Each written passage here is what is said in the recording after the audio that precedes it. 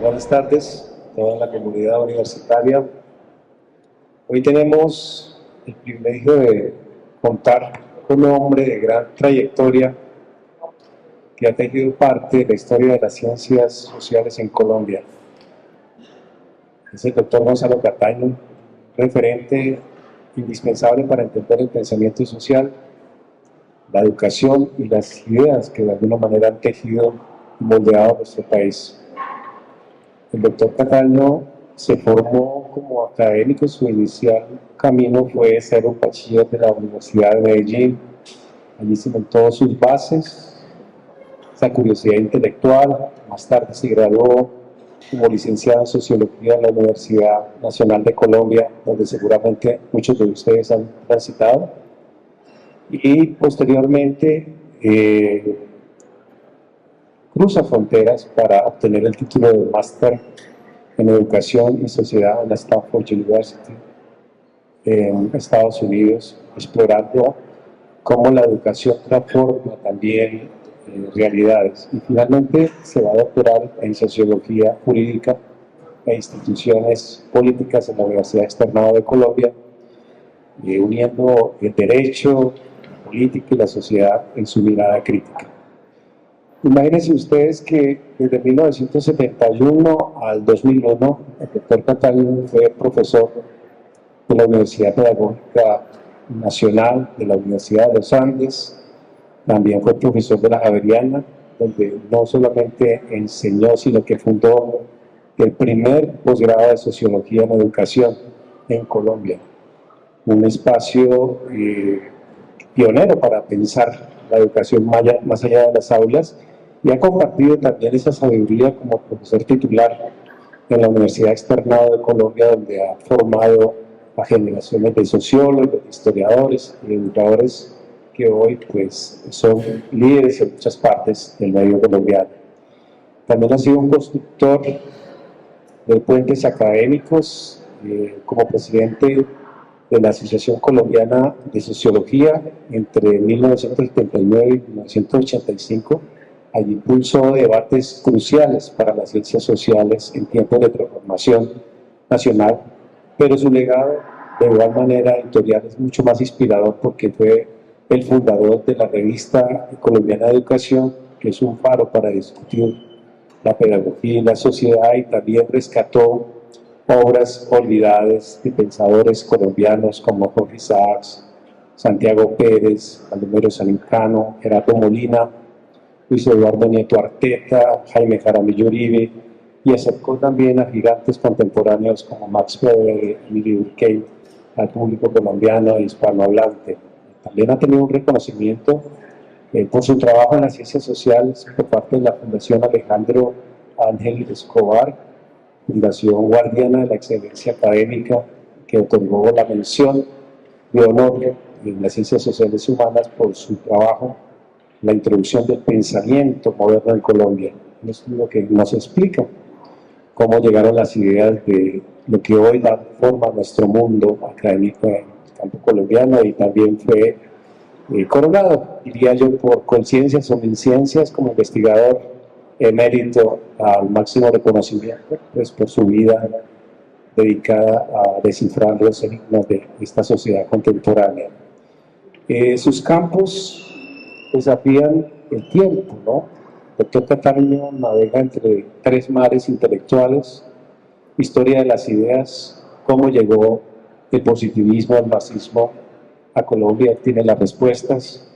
En teoría y sociología también analiza los conceptos que explican el poder, las instituciones, los conflictos, y desde el pensamiento social colombiano rescata voces como la de Luis Eduardo Nieto Arteta y Gerardo Molina, pensadores que dialogan con nuestros desafíos contemporáneos, en el caso colombiano. Y hoy está aquí precisamente para rescatar la obra de Luis Ospina Vázquez en su vigencia en la sociedad actual y en el contexto global contemporáneo.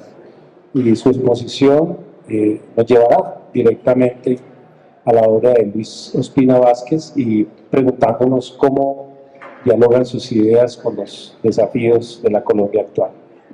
Recordemos que Luis Eduardo fue economista e historiador, transformó el estudio de la historia económica en Colombia con su obra clásica Industria y Protección en Colombia, 1810-1930, que tenemos una versión publicada por FAES, donde va a analizar precisamente las políticas proteccionistas y el desarrollo industrial. Además que su labor académica fue educador, pues, empresario, reflejó un compromiso con la formación intelectual y el desarrollo económico del país. Para finalizar, el doctor Cataño pues, no es un solo académico, es un narrador de la historia intelectual de Colombia. Es un puente entre generaciones, un maestro que nos recuerda que las ideas son motores de cambio. Tenerlo aquí es una oportunidad para aprender de quien ha dedicado su vida a entender y a enseñarnos cómo se construye una sociedad más justa y reflexiva. Por favor, acompañémoslo con un cálido aplauso para dar la bienvenida al doctor Gonzalo Corral.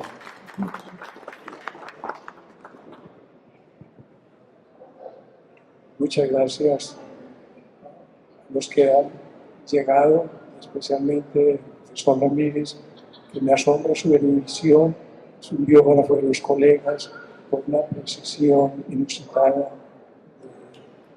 casi del diccionario, pudiéramos decirlo, y me hace recordar muchos periodos del pasado de mi actividad académica. Vamos a hablar hoy de un pensador colombiano que lo han tenido sobre todo los economistas. El autor de este libro que ha enunciado el profesor Ramírez, pero es un libro de más trayectoria y de más significado para otras disciplinas. Industria y protección en Colombia, 1810-1920. Es un clásico de la historiografía nacional, como lo es el libro de Nieto Arteta, Economía y Cultura en la Historia de Colombia, como lo son la historia del pensamiento político del siglo XIX de Jaramillo Uribe, y como lo son los trabajos de Orlando Farsborda de Sabor Histórico. Pero es un libro que ha estado como arrinconado y no ha tenido la popularidad de los otros libros. Estamos festejando hoy en día 70 años de la salida de este libro, 1955. En 1955 sucedieron muchas cosas en la esfera intelectual colombiana. El decenio de los 50, que ha sido dejado de lado en este campo, fue el semillero de lo que sucedió en los otros escenarios de los 60 y los 70. 1955. En 1955, García Márquez publicó La hojarasca. En 1955, Gerardo Molina publicó su libro Proceso y Destino de la Libertad. En 1955, un grupo de jóvenes fundó la revista Mito, que hoy en día es un clásico de las revistas latinoamericanas, colombianas en particular, del siglo XX. Sin Mito, muchas cosas de la literatura, de la crítica literaria colombiana no se entienden. Después, el ejemplo de Mito va a ser reforzado, por supuesto, por la revista Eco de los años 60. Pero en 1955 también salió un libro genial en México, Pedro Páramo. En 1955 se hacen las primeras grandes exposiciones de un joven pintor, Botero, que hoy llena el escenario nacional en asuntos pictóricos y, por supuesto, en la historia de la pintura latinoamericana. 1955 y ese decenio es clave para comprender muchas cosas de la vida intelectual colombiana.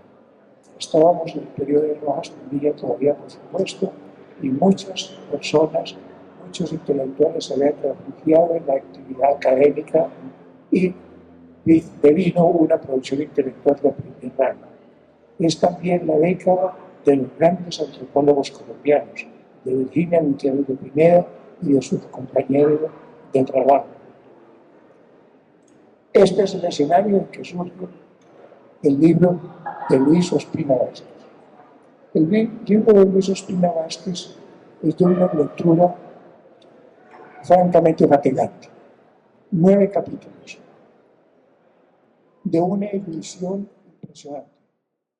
Parte de 1810, que se dice que es el año del grito de la independencia, y lo precede un capítulo sobre la colonia, los 3 siglos de la colonia.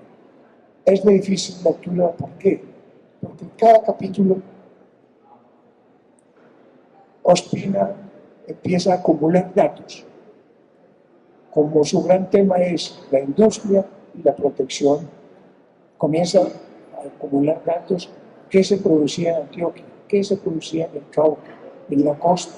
Y reseña intentos de fundación de fábricas, uno tras otro, número de obreros que iban referenciaba, pero no hay como una teoría, como un marco general, y no tiene ninguna narrativa, como que algo comienza y termina, como es la historiografía que más captura a los lectores.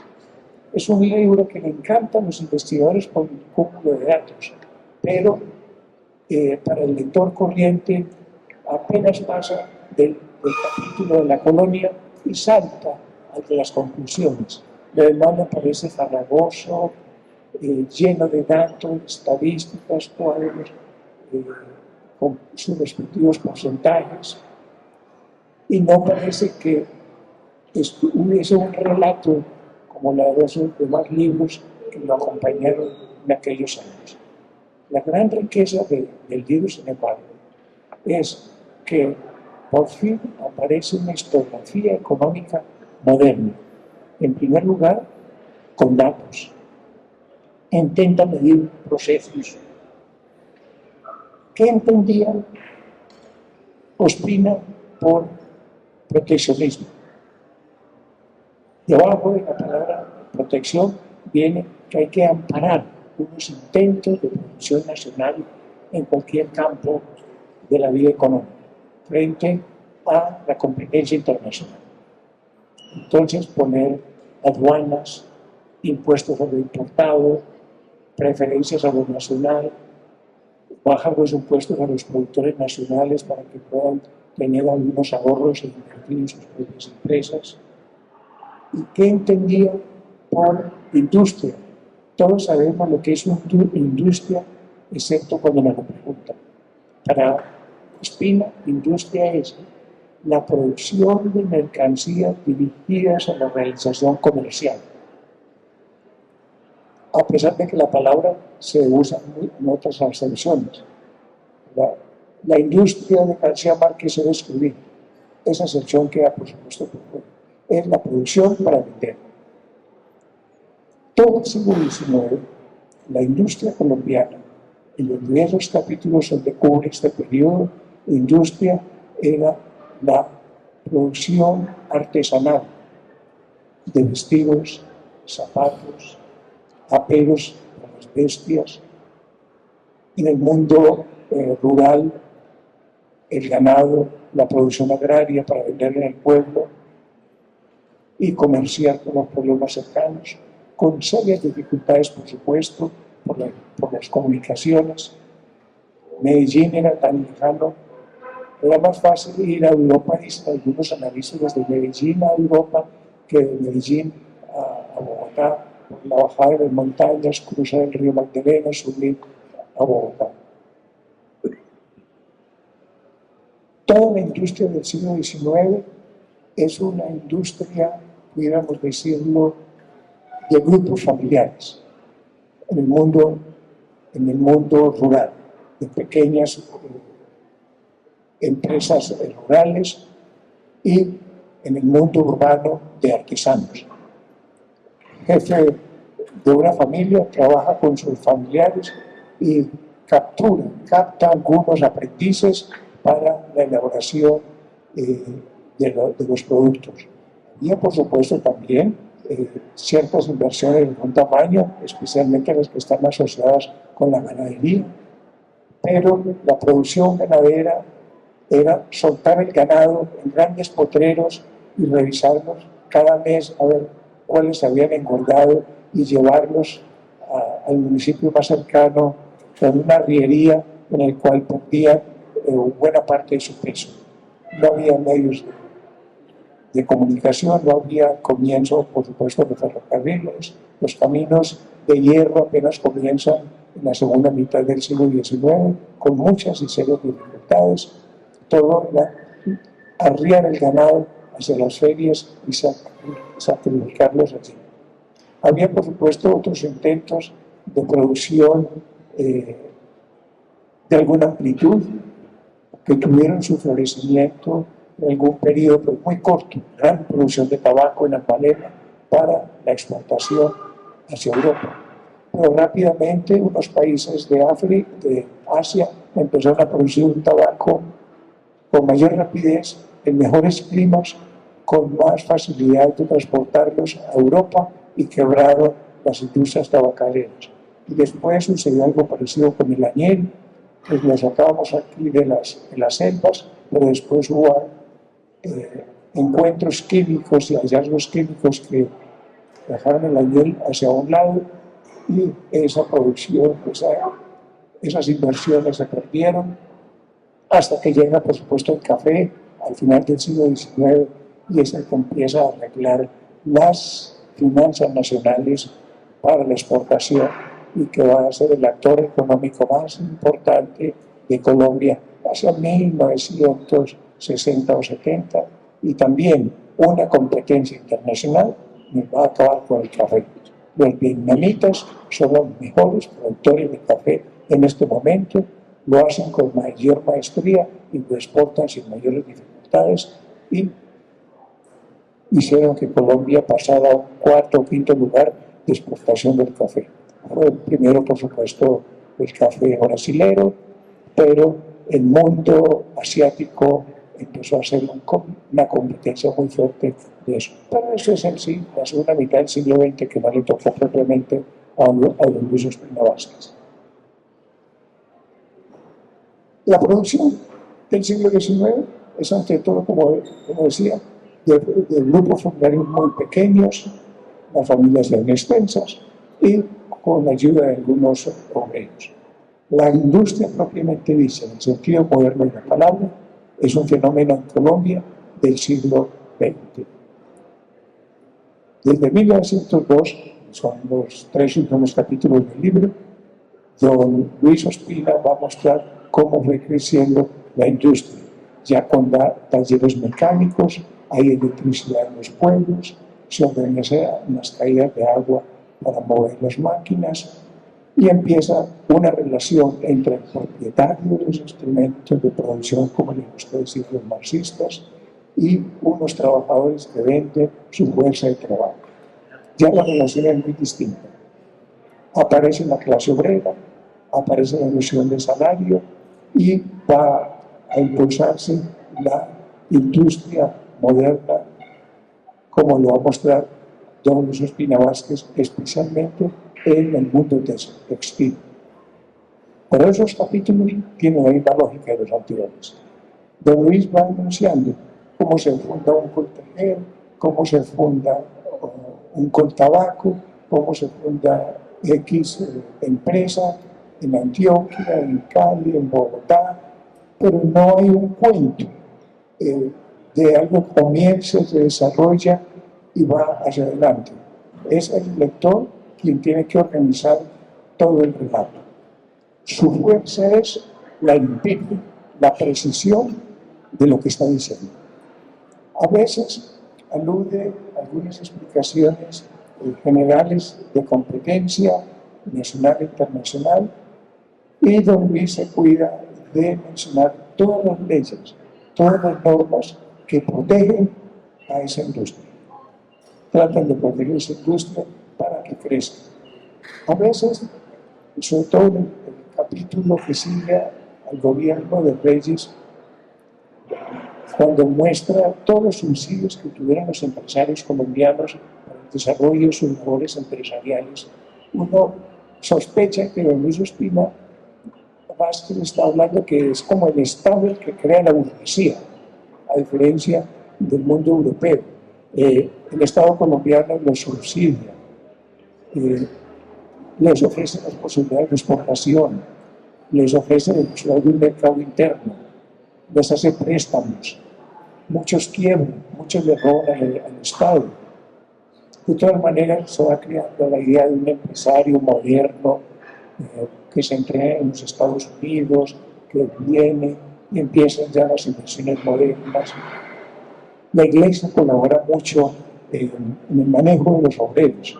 La Iglesia antioqueña, sobre todo, tiene catecismos especiales para el obrero, de atender a la autoridad del empresario, de hacer las cosas bien. Los artesanos del siglo XIX tuvieron siempre muy mala fama, que nunca cumplían las labores a las cuales se les contrataba. Algo que debían entregar a un mes, se podían tomar el semestre completo para entregar su mercancía.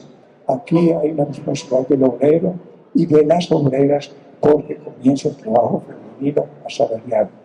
El salario en el siglo XIX apenas se conocía. Se pagaba de diversa manera, con alimentación, o con vivienda, con dinero por supuesto, con aprendizaje, con la vestimenta, pero la relación salarial es típica en Colombia del siglo XX y el movimiento obrero como tal es un fenómeno del siglo XX. Don Luis no le pone mucho cuidado al movimiento obrero, menciona uno que otro paro y otro obrero y otra huelga, pero no le pone mucho cuidado a la impronta del pensamiento socialista colombiano. Lo deja de lado, lo veda y le da la libre interpretación del lector, pero muestra los datos, cómo va creciendo la clase obrera, y le pone especial cuidado a la mano de obra femenina, que era más barata y más útil desde el punto de vista ideológico, propiamente dicho. Y en eso colaboró mucho la escuela. La Iglesia habló mucho de la responsabilidad, escribió obras especiales para los obreros para que fueran responsables con su trabajo y creer, por supuesto, en Dios y lo que todo eso significa. Es como ese gran papel que dio Max Weber el protestantismo para el desarrollo del capitalismo, una ética de la responsabilidad de la ganancia que se ganaba y se debía volver a invertir para crear más riqueza y más oportunidades de trabajo. Porque si se era exitoso en vida, una vez muerto, Dios iba a hacer grandes reconocimientos celestiales a esa persona que se había entregado con esa ética de la responsabilidad. Los sacerdotes hicieron mucha labor los primeros 30 años, colaboraron mucho con los empresarios antioqueños, que es el campo que más ha sido estudiado. Pero ya es un periodo entonces de la industria propiamente dicha. Hay quiebras, hay éxitos, comienzan industrias pequeñas, se van fusionando en grandes monopolios en el mundo textil, pero también en la producción de cervezas, en la producción de vestidos, y el sector del salario y de la legislación salarial, que en aquella época se llamaba derecho social, el cual Gerardo Molina era el experto de derecho social. Hoy en día ya no se usa la expresión, sino derecho laboral. Empieza una arquitectura jurídica para ver cómo se maneja el obrero, qué responsabilidad debe tener el dueño de las fábricas con sus obreros y la responsabilidad de los obreros con sus patronos, cómo es su salario, cómo es su jubilación, cómo son sus vacaciones, todo lo que está detrás de ello. Esa es la gran contribución de este libro del cual estamos festejando. Hay muchas más cosas, por supuesto. El libro ha sido muy leído, con especial atención por los economistas, y le han sacado mucho jugo. Economistas colombianos y economistas extranjeros. El actual premio Nobel de Economía se sabe de memoria. El doctor Robinson se sabe de memoria el libro de Luis Ospina Vázquez para la historia económica de Colombia. Pero para las demás disciplinas de las ciencias sociales, que es lo que da lugar a lo que se le ha puesto el nombre de actualidad de Ospina Vázquez, es que Ospina Vázquez pone especial cuidado en el papel de las ideas en la acción social. O sea, ¿qué se entendía por proteccionismo por parte de los intelectuales que estaban encargados de la economía, de dirigir u orientar la economía nacional? ¿Qué esperaban de hecho? ¿Qué se entendía también propiamente por industria? Y cómo esos dos conceptos van cambiando a medida que va cambiando el país. Y también hay apuntes ya de historia social, cómo el desarrollo industrial va creando cierta sensación de paz en el país y no ese caos del siglo XIX de alzamientos y guerras civiles. Cuando se implanta propiamente la industria en Colombia, en los primeros 50 años, se muestra que la gente tiene empleo, muestra que hay seguridad social, muestra que a medida que se expande la población, también se expande la industria y crea condiciones de trabajo y seguridad para el Estado mismo que puede capturar ingresos mediante impuestos, y es un proceso social con consecuencias económicas. De esos, un sociólogo, un historiador social puede sacar muchas enseñanzas. También del libro de Ospina Vázquez se puede extraer tanto para el siglo XIX como para el siglo XX cómo una élite colombiana del siglo XIX y del XX comienza a trenzar el país con ferrocarriles, carreteras, arregla los caminos para las mulas, y la economía ya deja de ser parroquial o de unas áreas muy restringidas para una producción económica que de la costa que puede alimentar el Valle del Cauca a la región de Bogotá y Boyacá, y cómo se va creando detrás de todo ello la idea de la nación. Todos sabemos que la idea de nación al final no es nada más que la creencia que tiene un pueblo sobre un territorio en el cual se puede caminar, en el cual puede votar y tiene una relación política que le es familiar, una religión también que le es de igual inclinación, y se van formando unas solidaridades que van alimentando la idea de patria. Solamente con el desarrollo de las comunicaciones, la unión de las regiones ayer tan apartadas, que hablaban un lenguaje muy distinto, que hace que lo que está fuera del mapa que dibujamos desde la escuela primaria y lo que está por fuera son posibles enemigos, y los que están dentro del mapa son nuestros colegas y nuestros compañeros de jornada. Don Luis muestra eso con el desarrollo de las comunicaciones, que se va creando detrás de ello la idea de nación, y un sociólogo, historiador social, puede nutrirse mucho del mensaje de Don Luis. Se puede hablar más del libro, por supuesto, pero no quiero cansarnos porque hay que pasar quizá a otra cosa.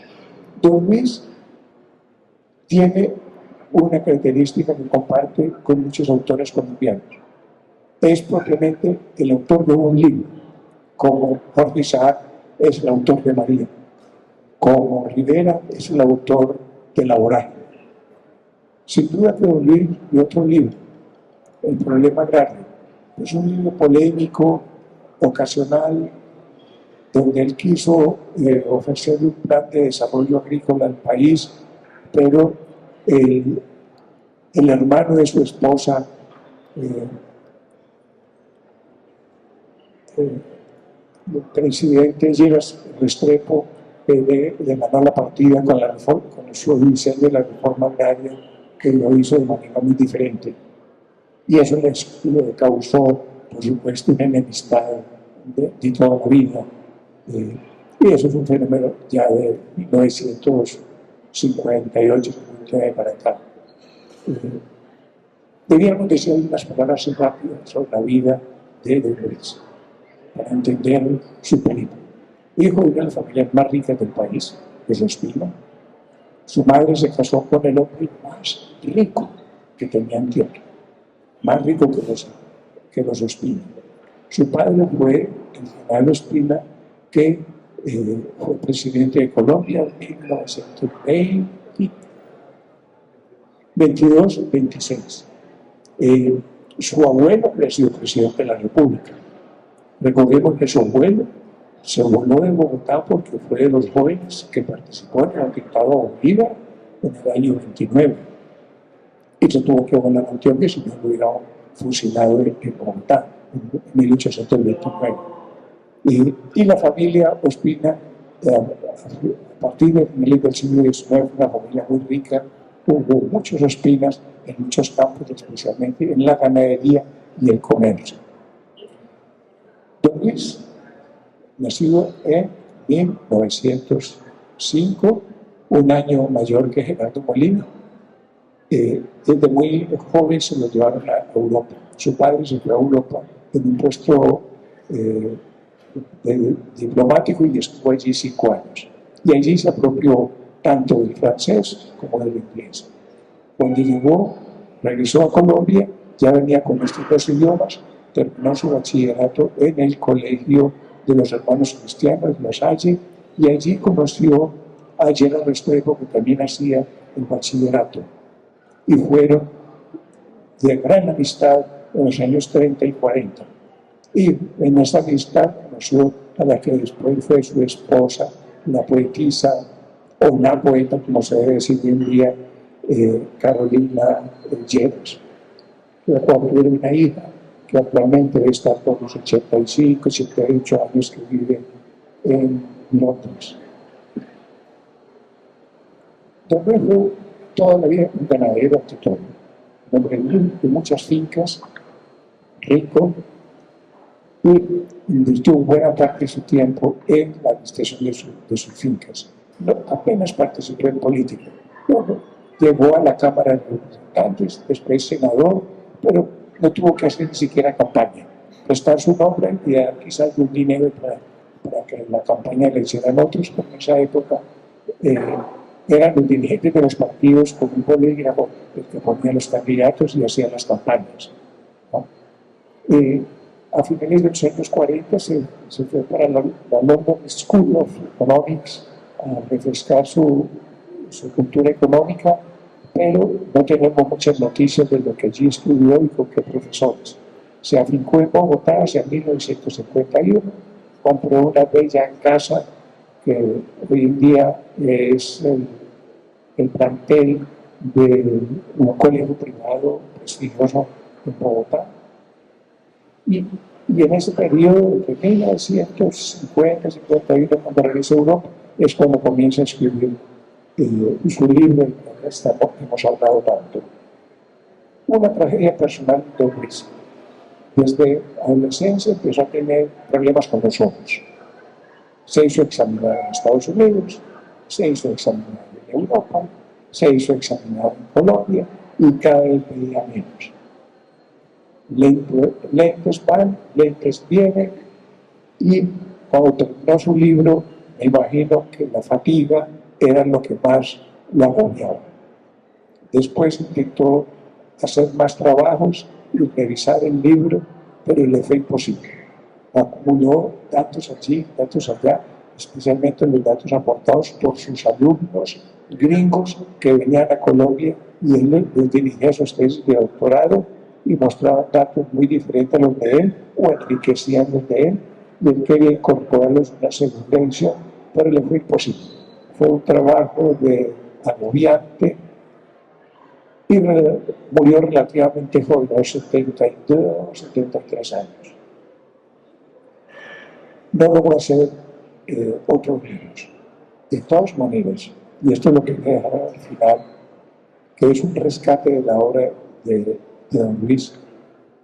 Casi que en silencio, don Luis fue escribiendo una serie de ensayos sobre diversos temas. Escribió sobre educación. Escribió inclusive un ensayo muy simpático sobre cómo hacer fichas, cómo debe hacer fichas un investigador. Hoy en día ese ensayo podríamos decir obsoleto, porque tenemos ya los computadores, pero sería muy bonito difundirlo para mostrar cómo era la artesanía intelectual de los historiadores de aquellos años. Unas fichitas, que lo mismo hizo Jaramillo Uribe, y nos pedía Jaramillo Uribe que hiciéramos lo mismo el profesor Farsborda, nada más engorroso que unas fichas que todas se trastocan, pero era una técnica importante para el uso de datos. Escribió también sobre problemas, quería hacer un estudio de las constituciones comparadas colombianas. Hubo mucho material al respecto, pero nunca logró hacer nada. Nuestra copiadita en la Universidad del Externado fue quien intentó desarrollar ese plan para rescatar algunas constituciones y estudiarlas y ver qué consecuencias tuvieron. También hizo trabajos en el campo del derecho civil, con algunas anotaciones de derecho penal. Él logró ser un abogado activo, pero inclusive antes de graduarse. Y esos ensayos se pueden leer en una revista jurídica que escribía en Medellín en los años 20. Deberíamos compilar esos trabajos de juventud, donde se muestra que don Luis leía sobre todo toda esa literatura francesa del derecho civil de los años 10 y 20 que le orientaba sus estudios. Todo eso está por rescatar. También hizo trabajo sobre moneda. Algunos de ellos los publicó con Juan Friede. Eso se lo deberíamos compilar y daría lugar a un libro muy bonito, un libro que mostraría un interés más amplio de don Luis del que nos han reducido solamente la publicación de su libro más conocido. Es una labor que debería ser la nacional, bien pudiera hacerlo, y yo casi que lo he reunido casi todos esos ensayos y los he clasificado y podrían dar lugar a ello. También deberíamos rescatarle su tesis de grado sobre la servidumbre campesina. Es decir, la presentada en 1932. Deberíamos rescatarla, está perdida, pero yo la tuve en mis manos hasta 1982 en la Universidad Nacional cuando estaba estudiando en mi carteta. Estaba enseguida en la tesis de Víctor Quepa. Ellos se graduaron con una diferencia de un año, uno con Gerardo Molina, que la Gerardo Molina también se perdió. Jamás tuve la de Molina en mis manos, pero sí la de don Luis Ospina y mi amiga Valencia de esta universidad.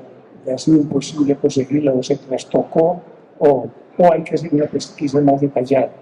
Pero nadie da razón de ella, ni siquiera su esposa. Y me dice pues, que jamás la tuvo en sus manos. Debemos rescatarle y armar un volumen muy bonito de ensayos de don Luis Ospina para liberarnos del mamotreto de industria y protección en Colombia y mostrar un Ospina más rico, más sugestivo y de mayor amplitud intelectual.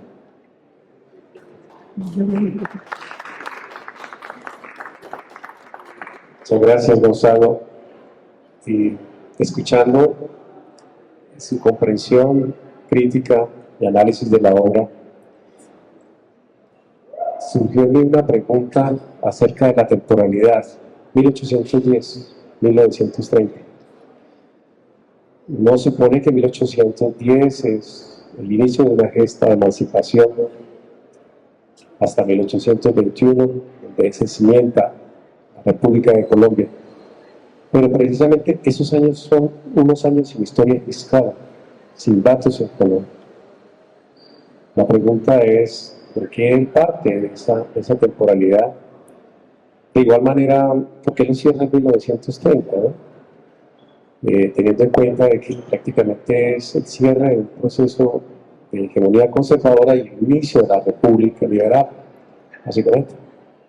Son preguntas, digamos, básicas para cuando se piensa en procesos históricos, entender el antes y el después. Sin embargo, considero que el inicio de la temporalidad de su trabajo tiene que ver con un territorio con muchos problemas, en términos de comunicación, de infraestructura, de recursos, de tener realmente un cimiento en términos de un Estado republicano, básicamente. Es una naciente apuesta que se da, que tiene unos 10 años de vigencia, hasta 1832 aproximadamente. Me llama mucho la atención porque, digamos, cuando hay esa relación entre el ideario proteccionista y de libre cambio, siempre lo consideraba como referente el Olimpo radical en la segunda mitad del siglo XIX, y ya después de la guerra de los 1000 días se inicia una dinámica de industrialización proteccionista, sin mayores debates en términos de teoría en los políticos, sin mayor conocimiento sobre lo que es la ciencia económica propiamente. Pero creo que ahí hay algo muy interesante, y aquí la otra pregunta es, ¿cómo Ospina aborda esta relación entonces entre proteccionismo, industrialización y desarrollo en un país agrario como Colombia, donde, claro, vamos a observar la experimentación agrícola comercial de la segunda mitad del siglo XIX, que finalmente se desemboca en una especialización en torno al café? Es válido, pero sigue siendo muy rural, con una población muy limitada, tanto a comienzos del siglo XIX como a comienzos del siglo XX. Y de otra parte también me gustaría una reflexión tuya, que ya viste algunos comentarios al respecto, es acerca de las fuentes que utiliza para su obra. ¿Cuáles fueron sus fuentes, las metodologías que utiliza Ospina para su investigación, y un poco cómo se compara eso con los enfoques actuales, digamos, en el oficio de investigador social o de economista historiador?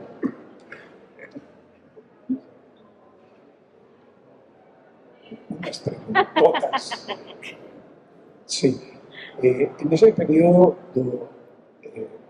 inicial, por supuesto, la fuente de Don Luis es la legislación, la nueva legislación que surge, los mandatos de algunas constituciones. Hubo muchas constituciones después de 1810. No alcanzaron a tener vida propiamente dicho, pero para la historia de las ideas tiene mucho significado, porque estudiar, y aquí sé que hay abogadas, las leyes, las normas que están estatuidas en la Constitución, se espera que sean la expresión de los intereses de una sociedad determinada. Entonces, estudiar las constituciones, por poca importancia que han tenido en la práctica, son reflejos de un ideario, ¿no? Como un poema, podemos decir. Otra fuente del uso en ese momento fueron los escritos de los intelectuales de ese periodo. Reflexionaron sobre que, bueno, ya nos independizamos del imperio español, vamos a proteger nuestra industria para que los ingleses no nos arruinen, y empezar a promover nuestra industria.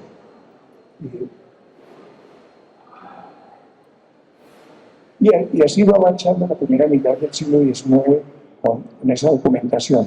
Cuando ya empiezan las primeras memorias de Hacienda, el periodo Santander, allí ya hay más material para uno afincarse en lo que eran las políticas, los deseos que cada gobierno quería hacer para desarrollar el país en el campo agrario. También el fondo de la sociedad colombiana en aquella época, recordemos, el siglo XIX colombiano termina con 3 millones de habitantes. Había 6 millones de habitantes en 1930. Se era una sociedad demográficamente estrecha. Y para el punto de vista de la industria, de realizar la industria, venderla en el mercado, es muy poca población. En el mercado norteamericano sabemos que el consumismo es porque son casi 300 millones de habitantes consumiendo. Pero aquí, cuando estábamos en el periodo de 1810, no sabemos muy bien cuántos eran. Éramos 1,5 millones, 1 millón. metíamos Venezuela y también metíamos Panamá y el Ecuador y parte del Perú. Allí los demógrafos se rompen la cabeza para tratar de ver qué población se estaba manejando y sobre todo que tenía mucha importancia para los diseñadores de las escuelas, de los colegios y de las universidades, que hay que fundar una universidad donde haya estudiantes, donde haya una población relativamente concentrada. La población era muy escasa. Y todos esos programas que se hacían en materia económica eran para una población muy reducida, que era un poema que iban a leer muy pocos, ¿no? Y entonces era tratar de ayudarla a hacer un caminito para que alguien sacara sus productos y los vendiera allí, un préstamo, y hubo un estado naciente completamente arruinado después de la independencia. No tenía un centavo para pagar su burocracia, ni siquiera el presidente Santander, que es el creador del Estado Nacional, en el sentido de que es el que crea el derecho penal, el derecho civil, toda la legislación alrededor del Parlamento y el ejercicio de los tres poderes. Eso le toca a Santander. Unos invitan a Montesquieu, por supuesto, pero más que todo se invitan a los discípulos de Montesquieu, que diseñan de una manera con claridad cuáles son los tres poderes, y ese es el periodo de Santander donde se crea el Estado. Eso es un tema que está todavía por afincar más por parte de los historiadores colombianos, que hace parte de la historia jurídica del país, pero también de la historia política. Los datos de don Luis Ospina. Mucha prensa. Don Luis leyó mucha prensa y él mismo guardó colecciones enteras de periódicos en Antioquia, que donó a la universidad, que las tiene hoy en día la Universidad de Antioquia. Periódicos conservadores, periódicos liberales. Usó mucho la folletería que está en la Biblioteca Nacional. Esa folletería que compiló en general Teodoro Videla, un general colombiano para allá, en 1870, se dedicó a compilar folletos y los empastaba y después los regaló a la Biblioteca Nacional. Y ese es un hervidero de información para los investigadores hoy en día. No recuerdo su nombre. Y todos nos hemos aprovechado de esa folletería. Y por supuesto periódicos. Y los periódicos en aquella época casi que los escribía una sola persona. Camacho Rondán tuvo varios periódicos y él escribía desde la primera plana hasta la última. Ya los grandes periódicos de algún peso pues, comenzaron a surgir después de 1880 y era de varias páginas con propagandas.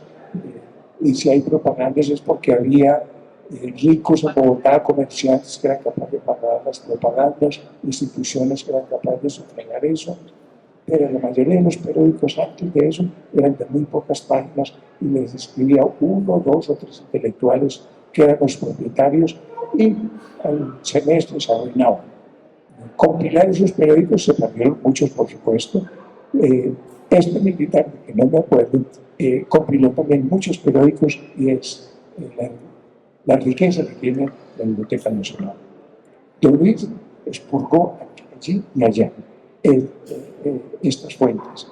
Y también las memorias de siempre, los informes que los ministros de Hacienda presentaban al Congreso cada año, cada 2 años, junto al que sea el presidente, y que se ha constituido en la fuente principal para los historiadores económicos y sociales, porque en esa época las memorias eran verdaderas memorias. Es clásica, por lo menos, la memoria de Camacho Rondán.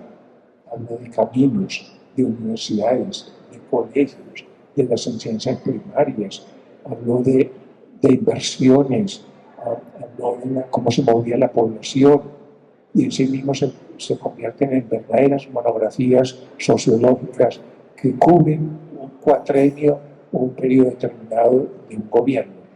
Y hubo otras también, como las de Miguel Samper, muy ricas en información. La riqueza de esas memorias dependen mucho de quienes las hacían, si eran intelectuales o meros personas que elegían su partido para ocupar un puesto. También, por su riqueza de idiomas, don Luis se sirvió mucho de informaciones internacionales sobre el comercio latinoamericano, por su inglés y su francés, y eso enriqueció mucho su documentación. Muy bien. Un segundo eje, más relacionado con, diría yo, el debate intelectual de su época, don Luis Ospina. Nosotros lo referenciamos a él con su legado, abuelo, como lo señalabas, Mariano Ospina Rodríguez, cofundador del Partido Conservador, un hombre también que de alguna manera contribuyó a ciertos planes de estudio de la educación hacia 1840 aproximadamente. Hizo aportes interesantísimos a partir de su experiencia como cafeicultor en Guatemala y fue que promulgó, junto con otros, el concepto de la gran plantación, de fundar haciendas de café con la inversión de capital privado, en el cual pues, se destacaron de alguna manera u otra comerciantes urbanos de Medellín, de Bogotá también, pero también va a tener en cuenta lo que son los núcleos familiares campesinos en esas grandes haciendas, pero ya bajo una modalidad de arrendamiento, de arrendatarios propiamente.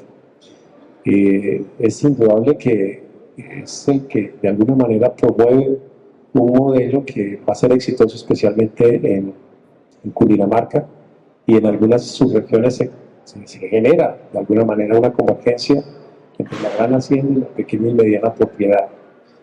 Ese es su abuelo, su padre Pedro Net, también un presidente que apuesta a la modernización institucional, gracias a la Comisión y a sus asesores norteamericanos. Se funda el Banco de la República, se funda la Contraloría, se funda también el Ministerio de Hacienda, y por supuesto que también considera la importancia de modernizar la infraestructura en el país a partir de ese dinero que se recibió por parte de Estados Unidos y otros préstamos que enmarca a una Colombia que se le va a conocer como la fase de la danza de los millones, y que posibilitó también apostarle mucho por mejorar la infraestructura, sobre todo en los ferrocarriles, de alguna manera, sobre todo ese interés que él tenía en comunicar a Bogotá con Buenaventura y con ello también modernizar el puerto de Buenaventura para la época, por supuesto.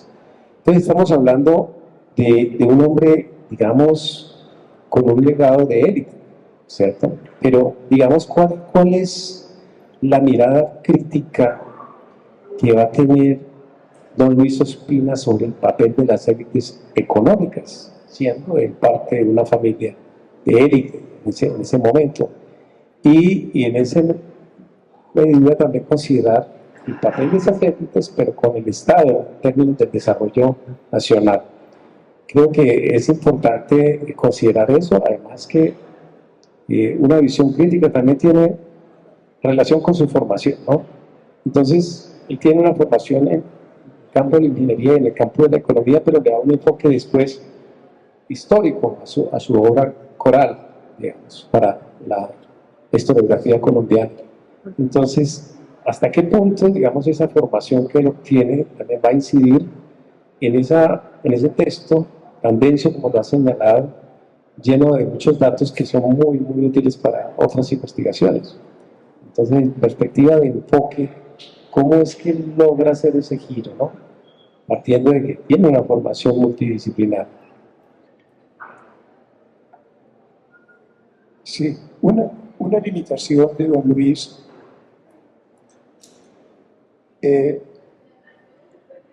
ya lo habíamos apuntado, que no logra hacer una narrativa en su trabajo, y que sugiere que don Luis no había leído a los grandes historiadores. Es evidente que don Luis no conocía Arranque. Jaramillo Uribe nos decía: Cataño, quien no lee Arranque no es buen historiador. Arranque es un historiador de la primera mitad del siglo XIX, se comió parte también de la segunda mitad, porque murió a los 80 y pico de años, que es el que muestra cómo se hace una historia moderna, con datos, por supuesto, pero hay que hacer una narrativa que empate los datos y que les confiera sentido. Don Luis no se le echó, o no parece que se haya leído a su Henri Pirenne, que le hubiera mostrado a un historiador económico con fuerza, como lo muestra en su libro sobre la historia de la economía del medioevo.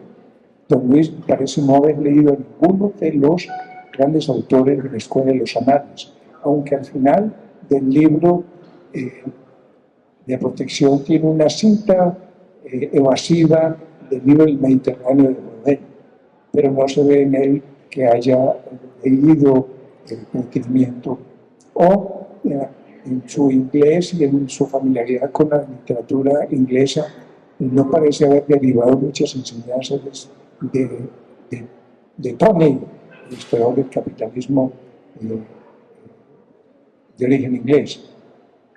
No es fácil saber qué había leído en materia de historia, grandes historiadores europeos. Nosotros hacemos historia hoy en día imitando como lo hicieron los europeos. Datos, narración, control de fechas, poner el aparato del Estado actuando, población, etc. Todo ese tren que manejan los historiadores. Y don Luis, no puede decir, don Luis siguió esta línea de historiadores, y eso es lo que muestra que su trabajo flaquea mucho en la organización del informe y la investigación, para decirlo como diría el manual de metodología, ¿no? Don Luis, lo que sí se ve en él es un talento especial por el análisis causal, que es una de las grandes cosas que debe aprender todo investigador social, el problema de las causas de los fenómenos sociales. El marxismo hace mucho énfasis en los factores materiales de la acción social, pero hay otras tradiciones de pensamiento que hacen más énfasis en el papel de las instituciones. Hay otros que hacen más énfasis en el papel de los individuos, otros en el papel de la arquitectura del Estado. Yo recuerdo que Falcón nos decía a nosotros: voy a formar sociólogos, pero no me digan que todo el decurso de la sociedad colombiana se debe a las políticas del Estado. Eso hace parte del derecho constitucional y déjenselo a ellos. Los sociólogos debemos estudiar las clases sociales, las tensiones sociales, el volumen de población, la estratificación social de otros, las razas, los conflictos, etc. Don Luis fue muy cauto con las causas. Un ejemplo concreto para entender su idea. Dice por allá en el capítulo de Industria y Protección 1902-1909, periodo de Rafael Reyes. Dice, es cuando aparecen las mujeres en un régimen salarial. Y aparecen en Medellín y en otras ciudades por un fenómeno de migración, sobre todo rural, urbano. ¿Por qué ese fenómeno de la migración de las mujeres? Quizá una de las causas era porque ya no había lugar de trabajo de ellas en el campo, la tenían acaparada los hombres. Otros porque han adquirido un poco de educación. La educación impulsa a la migración del mundo rural al mundo urbano, bien sea porque uno se alfabetiza en el área rural y migra al área urbana para continuar con el bachillerato, etc. Eso es un factor causal que se descuida. La educación misma se convierte en un factor de expulsión del mundo rural al mundo urbano para ciertos grupos sociales, especialmente una clase media rural de una época determinada de la historia nacional. Pero quizá otro es que se va desarrollando una aspiración de progreso, dice don Luis, en ciertos municipios cercanos a los centros urbanos, y las mujeres van usando vínculos familiares de tías, tíos y abuelos que ya han migrado y quieren ir a ayudarles a la ciudad, y allí se proletarizan y encuentra un régimen de libertad ante el régimen tan constreñido del padre y la madre en otro lugar. Allí don Luis es muy sensible a la multicausalidad, que es uno de los enfoques más ricos para las ciencias sociales. Don Luis nos da una lección allí de que todos los procesos sociales son multicausales. Cuando uno los agrupa, se da cuenta que el impulso se da y los fenómenos comienzan a cobrar un ritmo propio con resultados unas veces esperados y otras inesperados. Muy bien. El propósito de este conversatorio pues, tiene que ver con las vigencias o la vigencia de las ideas de don Luis en el siglo XXI, en el momento actual. Un contexto en el cual estamos viviendo una guerra comercial, ¿cierto? Donde prácticamente el paradigma del neoliberalismo está entrando en decadencia. Y para mirar en el contexto nacional, estamos hablando también de un gobierno de transición, de una serie de políticas abiertas al libre mercado a partir de tratados de libre comercio, a otro que aboga de alguna manera nuevamente, digamos, una explotación mucho más productiva en cuanto a la tenencia de la tierra, lo que implica una reforma agraria, pero también el fortalecimiento de una industria nacional. Es como si nosotros estuviéramos viviendo el ocaso de lo que fue la primera globalización, es decir, la segunda mitad del siglo XIX, en esa perspectiva del ideario librecambista, a lo que sucedió en Colombia en las primeras décadas del 20, en términos de mejorar la infraestructura, lograr una industria nacional. En ese sentido, digamos, ¿qué paralelos existen entre esos desafíos económicos que analizó Spina, es decir, esa dependencia de materias primas, el proteccionismo versus la apertura y las actuales tendencias en el mundo contemporáneo?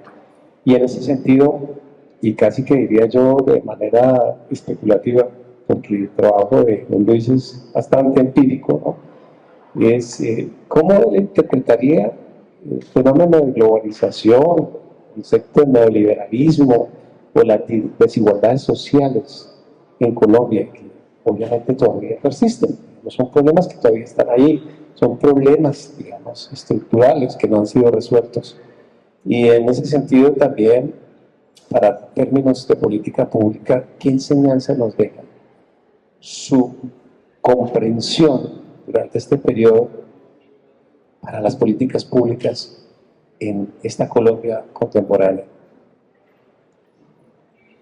En los últimos capítulos de su libro, don Luis deja ver un entusiasmo por el desarrollo económico afincado en la actividad empresarial y festeja mucho los esfuerzos nacionales por crear una industria nacional. No obstante que haya monopolios, pero si los monopolios van abarcando con pequeñas industrias de las empresas colombianas, pero se unen en una gran unión, eso no le molestaba a don Luis, y veía como un orgullo tener nosotros una clase dirigente y unos ricos nacionales que se sintieran en su vez también muy colombianos. En este periodo, don Luis se hubiera entristecido mucho cuando ve que toda esta burguesía antioqueña y ayer tan orgullosa, hoy en día está vendiendo sus acciones a grandes corporaciones, no solamente nacionales sino internacionales. Hubiera caído en una tristeza viendo cómo el sindicato antioqueño como tal y ese prestigio se va desmoronando ante una irrupción de mercados internacionales que van rotulando todos los esfuerzos de una burguesía ayer todavía reciente, que era como un prestigio, un orgullo regional. Él se hubiera sorprendido negativamente ante ese hecho. Hubiera, por supuesto, llamado a una ética y la responsabilidad de los estados, poniéndole cuidado a estas lógicas y y no y creo que se hubiera sentido francamente derrotado, mostrando que ya el desarrollo nacional estaba buscando otras direcciones. Y, por ejemplo, las estadísticas económicas están mostrando que cada vez hay menos empresas, que cada vez se fundan menos empresas y que las que se van fusionando o van entrando en crisis no se reactivan y que la industria nacional va bajando de presencia frente a una industria internacional que no solamente está vinculada a la producción de mercancías, sino al comercio mismo. El comercio mismo deja de estar en manos de colombianos para estar ya afincada en manos de grandes inversores latinoamericanos. Nosotros vemos que los dueños de los éxitos son emporios económicos o chilenos o centroamericanos o europeos, y entonces esta globalización no solamente ha incidido en la industria propiamente dicha, en ser dueños de ciertas empresas, sino en el comercio. También lo vemos en el mundo de la medicina, donde el mercado internacional de la administración de la medicina en clínicas, hospitales, es asombroso. Y no solamente es un fenómeno colombiano, sino muy latinoamericano, donde las grandes inversiones en medicina son grandes, a su vez, grandes capitales de latinoamericanos o provenientes de Estados Unidos y de la Unión Europa. Esto hubiera sido causa de un malestar interior de don Luis, del cual no venía sobrevivido por buen camino. Muy bien, antes de dar un espacio para el público asistente, vamos a cerrar con un último eje, y es tal vez el que corresponde a las anécdotas, ¿no? Y al legado personal de don Luis. Y mi pregunta, Gonzalo, es si conoces algunas anécdotas o algunos aspectos que tal vez nosotros no conocemos de la personalidad de don Luis Ospina, a través de su legado familiar, de amigos cercanos de su época. Y la segunda pregunta es, trato de situarme en la temporalidad en la cual él hizo su investigación, su trabajo de escritura, siendo empresario, siendo un miembro de la élite. ¿Qué obstáculos enfrentó Ospina en su labor investigativa en esa Colombia de las primeras décadas o mediados del siglo XX?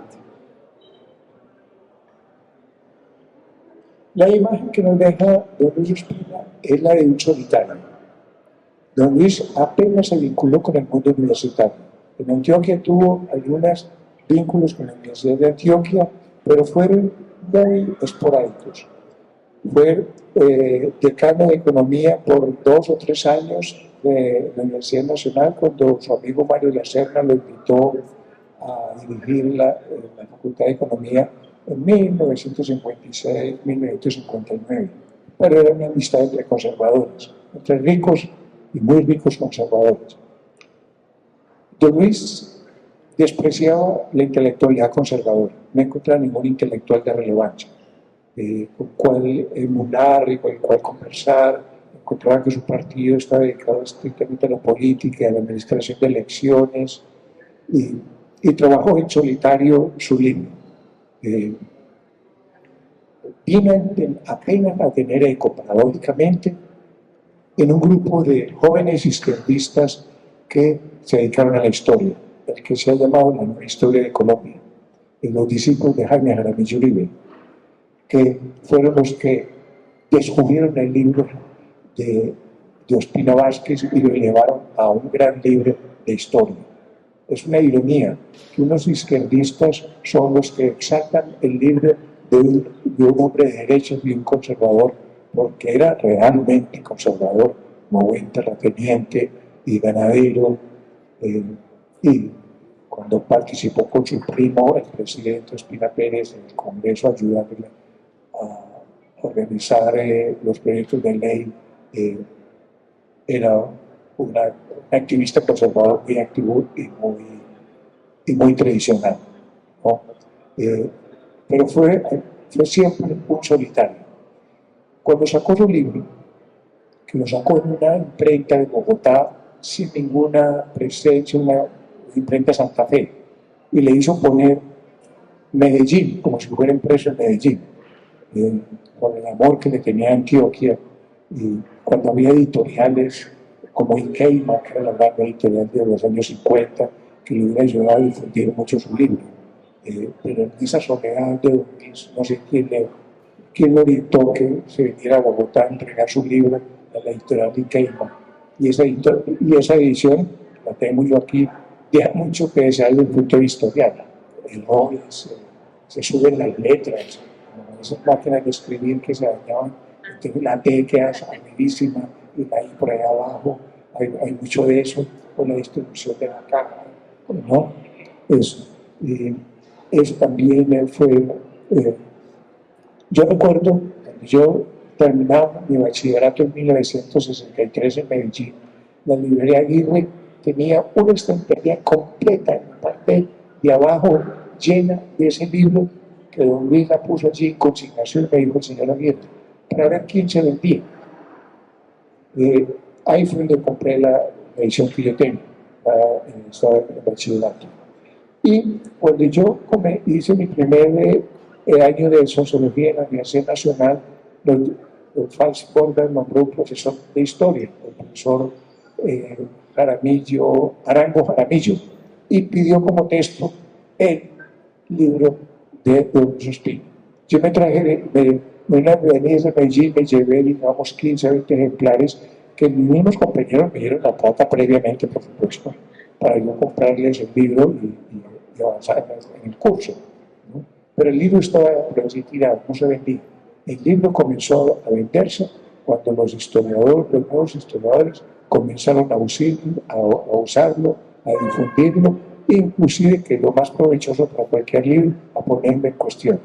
Sus inexactitudes, sus contribuciones, sus bondades. Don Luis escribía en general exacto, bien, pero no era elegante. Su escritura no hay un devaneo en la exposición. Es exacto, una frase corta, muy inglesa, a veces caen localismos y en hablas populares que como que hay caídas en el libro. Don Luis era capaz de decirle a un presidente del siglo XIX, fue un estúpido. Pues, uno no dice que Núñez fue un estúpido, por ejemplo, no, como analista social. Ya si uno es antiministro, le puede decir todo lo odioso que uno quizá capaz de decirlo. Pero un analista no le dice el objeto de estudio estúpido, ¿no? Era también capaz de decirle a un actor social del siglo XIX, no tenía uso de razón, como expresión casera, ¿no? Pero decirle que estaba equivocado. Un buen profesor de historia, el profesor Renzo Ramírez, le hubiera tachado a un estudiante que le diga eso, ¿no? Eso es un juicio de valor, decir en pocas palabras. Pero no le ponía mucho cuidado a eso. Pero es eso, era un solitario. Y creo que se sintió hasta 1962-63 un fracasado. Él era como el intelectual del Partido Conservador en asuntos agrarios. Diseñó para el Frente Nacional una reforma agraria, un articulado muy serio, lo podemos leer en su libro, el programa agrario que está aquí expuesto, y hasta con un intento de articulado y con una explicación muy severa, con citas de primera página de autores, de grandes economistas. El tipo ideal de la reforma agraria de don Luis era un pequeño propietario que hiciera una finca donde produjera agricultura, ganadería, café, un poquito de tabaco según el clima donde estuviese ubicada su finca, y que el Estado ayudara a eso. no ponerse a repartir fincas y a dividir las fincas. Si las reparten, se los campesinos cogen y las venden. Y en alguna parte tuvo razón. Muchos campesinos que recibieron tierras después las vendieron para la ciudad. Las vendieron porque o recibieron tierras improductivas o que no iban a dar una utilidad requerida ni siquiera para sostener la familia. Y ese diseño de Don Luis, que era muy tomado de la experiencia europea, fue un fracaso. El hermano de su esposa fue el que ganó Restrepo, Gerard Restrepo, con su diseño de la reforma agraria, que tuvo pues, mucho ímpetu y muchos enemigos también en su momento por parte de los terratenientes, fue el exitoso. Pero a Don Luis no le gustaba mucho que los grandes tierras, los grandes fondos se dividieran. Más bien ayudarle a ese terrateniente que no tenía una ética de la responsabilidad, ayudarle a ser industrioso en su propia finca y que diera trabajo, la industrializada, creando productos comerciales del mundo agrario. Pero ponerse a dividir las tierras no era del sabor de él. Y yo creo que eso en su precioso corazón, ante ese fracaso, y no volvió a incidir en la política de su mismo partido y se fue apartando de ello. Sí, muy bien. Quiero acotar también, en función de ese legado, la función que cumplió Don Luis, casi que como un mentor de los primeros colombianistas estadounidenses, y que generaron obras que en la actualidad siguen siendo vigentes. Me refiero por ejemplo, a Charlie Berkowitz, por ejemplo, a Franz Sappho, a Roger Brew, por ejemplo, Anna Tewin también, en fin, Alexander Bell. Creo que sin ese apoyo, sin ese soporte, difícilmente estos estudiantes de doctorado que llegaban a Colombia a explorarla, difícilmente hubieran logrado crear esos trabajos que todavía siguen siendo un referente en la historiografía colombiana, y adicionar pues ese valioso acervo documental que va a permitir la creación de la Fundación Antioqueña para los Estudios Sociales, y que va a ser también un espacio para los historiadores e investigadores locales. Y de hecho, pues por fortuna ese acervo se conserva, ¿no? Y que va a permitir muchas más investigaciones a partir de ese potencial de fuentes primarias y secundarias